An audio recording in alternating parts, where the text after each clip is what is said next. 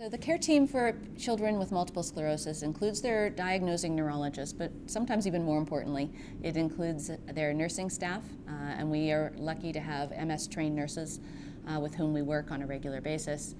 We have a social worker who is an incredible and effective advocate for our patients, both in their school, in the community, and one-on-one in terms of just a support resource. We have a neuropsychologist who helps us with cognitive evaluations and linking formally with the school to make sure that we have educational plans that make sense for the child. Happily, we relatively rarely need our occupational and physical therapists, although they're standing ready to help when we need them, simply because most of my patients recover very quickly from their actual relapses physically. And so when they have a relapse, we may need the full therapy team, but subsequent to recovery, we often don't need occupational or physical therapists on a daily basis, which is very helpful, but available when needed. We have a psychologist, and when needed, a psychiatrist who will help with the emotional side and psychiatric comorbidities. And increasingly, we're recognizing other aspects of wellness that need to be addressed.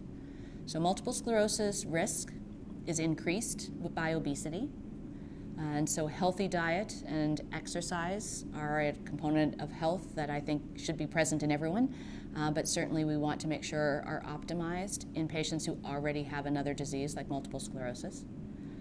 We make sure that we look at nutrition and a healthy, well-balanced diet. We advocate for vitamin D, which is an important supplement that we think is relevant both in that it contributes to MS risk, and several studies have shown that, and early evidence suggests that maintaining a healthy vitamin D level in the bloodstream by taking supplemental vitamin D on a daily or weekly basis may have a benefit to reducing relapses. That is an early observation. We can't prove that just yet, but it makes sense that having vitamin D nutrition is good for overall health. There need to be more support groups. There are some groups that are organized through different MS centers for parents particularly. There are also some groups that have been organized through the National MS Society for those in the United States. For the kids, it's a bit challenging because to get teenagers to want to go to a support group is extremely difficult.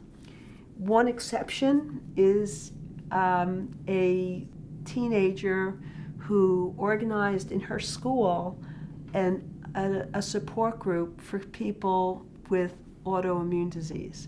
And that's a fantastic example of a youngster taking on the drive to organize and support one another. We at NYU have put together a peer-based mentoring support group where people who were diagnosed with pediatric MS and have now gotten a bit older can help support one another with dealing with the diagnosis, adapting to it, accepting the challenges of it, and they have someone else who's gone through the same thing to talk to.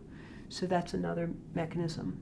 And then in different areas of the country, in the United States, also in North America, are camps that are out there for varying periods of time, either for families or for just the kids.